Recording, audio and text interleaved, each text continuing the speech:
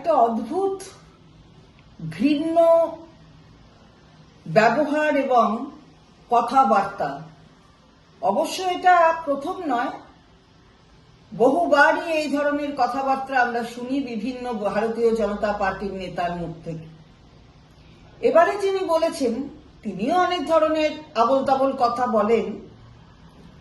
তিনি আবার কেন্দ্রীয় মন্ত্রী এবং সেই কেন্দ্রীয় মন্ত্রীর থেকে আমাদের মাননীয় নেত্রী এবং বাংলার তিনবারের মুখ্যমন্ত্রী, যার উপর বাংলা আস্থা রেখেছে, তার মুখায়ব নিয়ে এমন ধরনের কথা বলেছেন যা ঘৃণ্য থেকে ঘৃণ্যতম।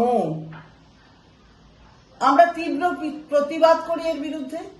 আর শুধু তাই নয়, উনি খালি একবার নন, ওনাদের নেতাদের এটাই হচ্ছে অভ্যাস। আমরা দেখেছি মাননীয় প্রধানমন্ত্রী এসেছেন, দিদি ও দিদি বলে নানা রকম ভাবে ব্যবহার করেছেন শব্দ। আমরা দেখেছি মন্ত্রী গিরিরাজ সিং, তিনি এসেছিলেন, তিনি এসে নানা রকমের ঠুমকা টুমকা অনেক রকমের কথা বলে ব্যবহার করেছিলেন। সুকান্ত বাবু এখনো অব্দি সভাপতি এই রাজ্যের, আবার মন্ত্রীও, তিনিও বলেছেন যে কি নাকি ধান্দা আছে। এই ধরনের কথাগুলো তো ভদ্রলোকে বলে না, যারা এইভাবে কথা বলতে অভ্যস্ত তারা বলে, আর তাদের মানুষ কি চোখে দেখে সেটা বোধহয় তারা বুঝতে পারে না।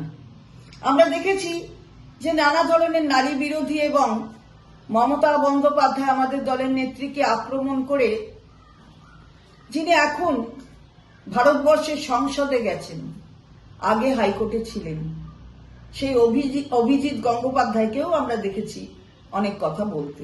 তাই এটা কি রক্তের মধ্যে মিশে আছে সকলে ভারতীয় জনতা পার্টির? তাদের মনে হয় রক্তের ভেতরেই এই ধরনের অসভ্য ধরনের কথা বোধহয় মিশে আছে রক্তের সাথে।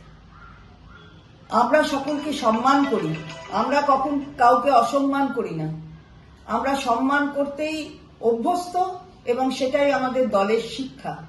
আমরা তাই তীব্র প্রতিবাদ করি।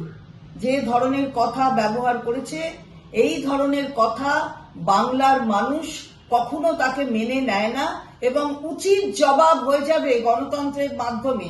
ওরা তো গণতন্ত্রকে ধার ধারে না, কিন্তু বাংলার মানুষ গণতন্ত্রের ব্যবহারে উচিত কথাটা জানিয়ে দেবে, সেদিন আসছে।